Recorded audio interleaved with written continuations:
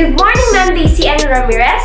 Today, I'm going to perform a performance task, which is to deliver a 10-minute speech by using the different methods of organization. We just have to choose one method for our speech. So I choose the problem solution order, ma'am, and my topic is all about teenage pregnancy. And now, I'm going to show you the video of my speech. Ladies and gentlemen, to our respected principal, to the faculty members, parents, to my co-students, and to my fellow classmates of 2022, before I proceed to my subject of interest, let me greet you all a pleasant day. Teenage pregnancy is a very serious issue in modern society and a rich topic for easy writing.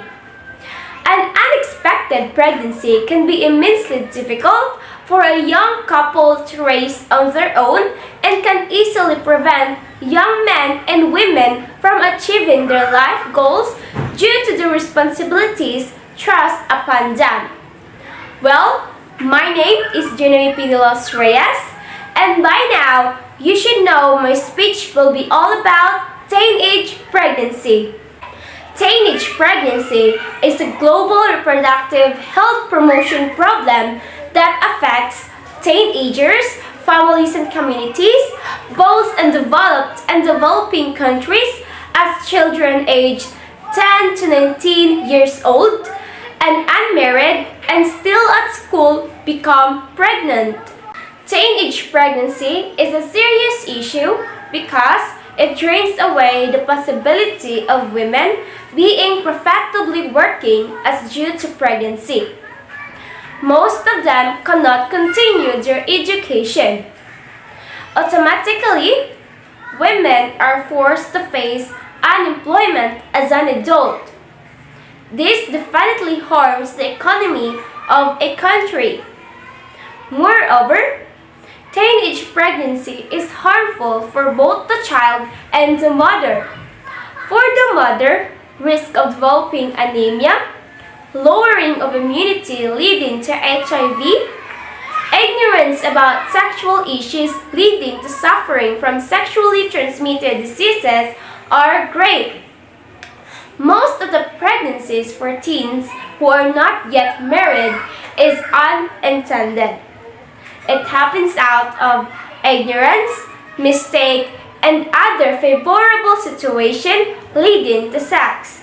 In some places, sexual relation between a minor and adult is not consensual because the minor is assumed to be immature to set their consent equally to that of the adult involved.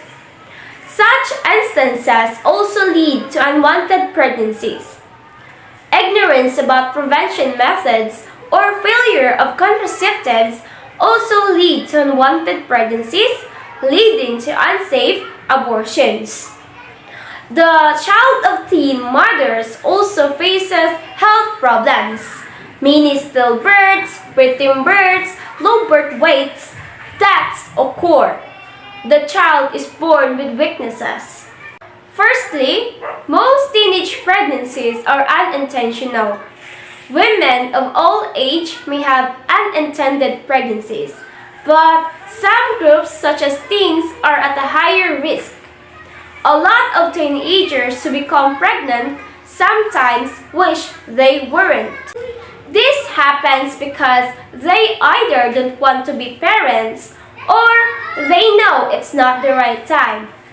By the time that they find out they are pregnant, they start stressing out because it was never meant to happen, and also because they don't want their parents to know or to find out. Teenage pregnancies associate with social issues such as lower educational levels and higher rates of poverty. This happens because when they are pregnant, they drop out of school and just worry about their baby. Although they are unemployed, they go on a benefit, which is when money is given by the government. Why do the young moms still lead a poor life in spite of money given by the government? Well, They lead poor life because they don't think about the future. Instead, they spend all their money on their child. They don't save up any money and they keep buying things for themselves and their child. Finally, they come to a time when they need help and support with their child.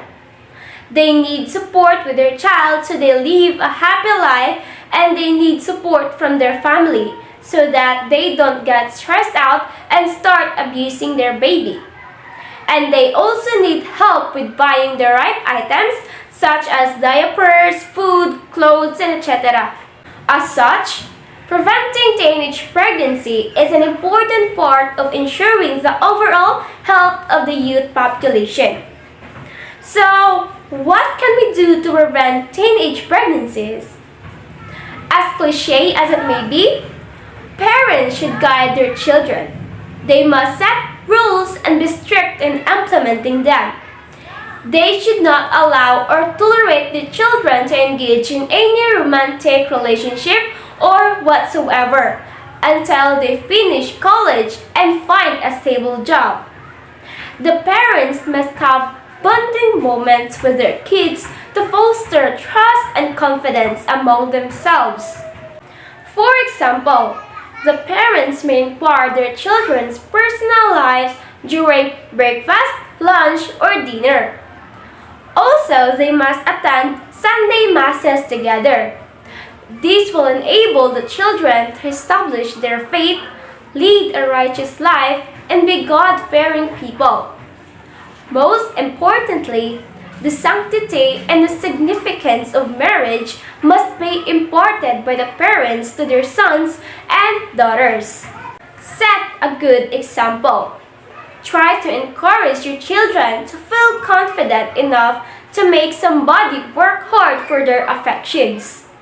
Try to discourage them from jumping into bed with people and talk to them openly about using contraception and being in a loving relationship. Children learn from their parents, friends, and relatives. So make sure you try to encourage them to behave in a way that you would like them to. Give teenagers a sample of life as a parent so that they can see how difficult and demanding a task it is.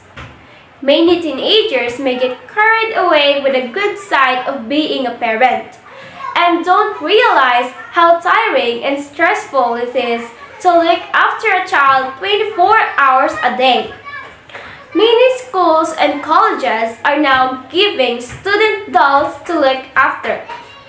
This helps teens to think about the consequences of their actions before they have unprotected sex. Children spend ample time in schools, which makes the classroom the best place or avenue to discuss the consequences of early pregnancy. With our current situation now, it can be through online platforms.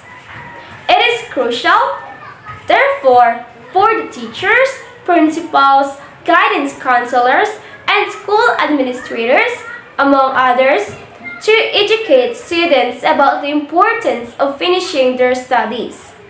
The teachers must unfailingly and untiringly inculcate in students' minds moral values too. Schools should enforce programs that involve support, tutoring, education, and recreation, as these programs can help decrease high-risk behavior among teens and prevent teenage pregnancy in schools.